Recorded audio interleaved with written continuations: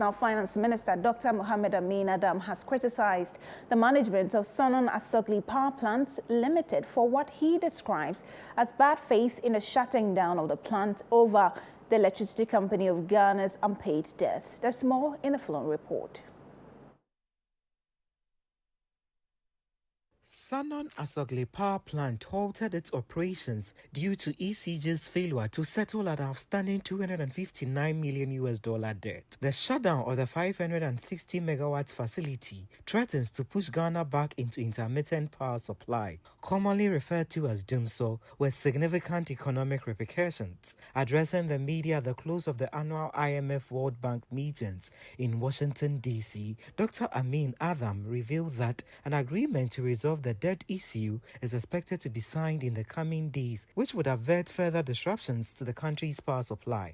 And so I had meetings with Asogli, and we agreed that they will pay. But we wanted them to sign the settlement agreement because this is one of the terms of the agreement. They said no, we should pay before they sign.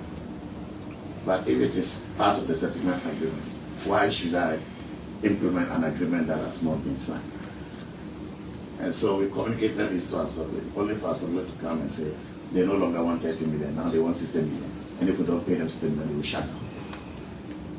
That is why they shut down. Right. And so people behave as if we as a country, we don't know our rights, or we don't know what we want. Especially when the election is closer. Everybody thinks that, look, I can put a gun on the head of Ghana. And so by going ahead to shut down, they acted in bad faith. This is not how partners work together, particularly when it involves financial negotiations. The finance minister also provided an update on Ghana's program with the IMF, expressing optimism about the release of the next tranche of $360 million to support the government's budget and balance payment, pending approval after the board's meeting in the first week of December. This was the first time Ghana met all the targets in a review. This is the first time we have met all the targets in a review. We expect the IMF Executive Board to meet from Ghana State Review in the first week of December 2024 with an immediate release of the fourth tranche of $360 million upon successful completion of the review at the board level. This will bring the total disbursement under the program to $1.92 billion. He also backed calls for the recall of Parliament to address urgent government business, stressing that this will enable the ministry to meet its obligations to both local and international partners.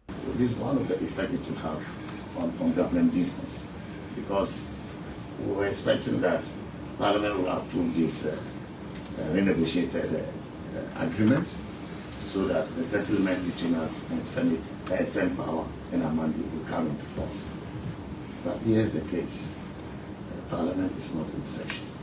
This is one of the costs of democracy, because we don't want to undermine parliamentary processes, but you also have conditions to meet in negotiations with your partners. So how do we strike the balance? This is why I want to support the call by the majority leader for Parliament to be recalled, so that we can continue to support the business of government in order for us to continue to meet our obligations and the agreements that we have signed with our partners.